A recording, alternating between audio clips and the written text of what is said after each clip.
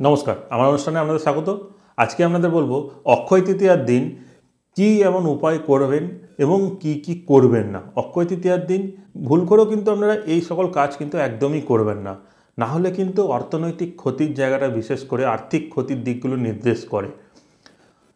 সর্বপ্রথম মনে রাখবেন অক্ষয় তৃতীয়ার দিন ভাত যখন আপনারা রান্না করবেন, সেই রান্না করার আগে চাল ভালোভাবে বেছে নেবেন, যেন সেই চালের মধ্যে কোনো রকম ভাঙা না থাকে, অর্থাৎ টুকরো চাল যেন না থাকে।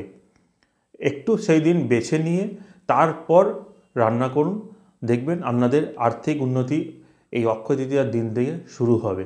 কারণ অক্ষয় তৃতীয়ার দিন কোনো রকম কোনো ভাঙা চাল গ্রহণ করা উচিত নয়। অক্ষয় তৃতীয়ার দিন কোনো খণ্ডিত বা ভাঙা মূর্তিকে পূজাও কিন্তু করবেন না। অক্ষয় তৃতীয়ার আগেই তা বিসর্জন দিয়ে দিন। কোনো ঠাকুরের ফটোর কাঁচ যদি ভাঙা থাকে তাহলে সেটা ঠিক করিয়ে নিন, নইলে আগেই বিসর্জন করে দিন। এবং ফটো ছেঁড়া থাকলে সেই ফটোতেও পুজো কিন্তু আপনারা করবেন না, এবং সেটিকেও অক্ষয় তৃতীয়ার আগেই বিসর্জন দিয়ে দেবেন।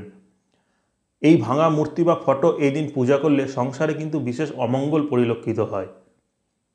অক্ষয় তৃতীয়ার দিন আপনি নিজে কোনো ছেঁড়া বস্ত্র ব্যবহার করবেন না।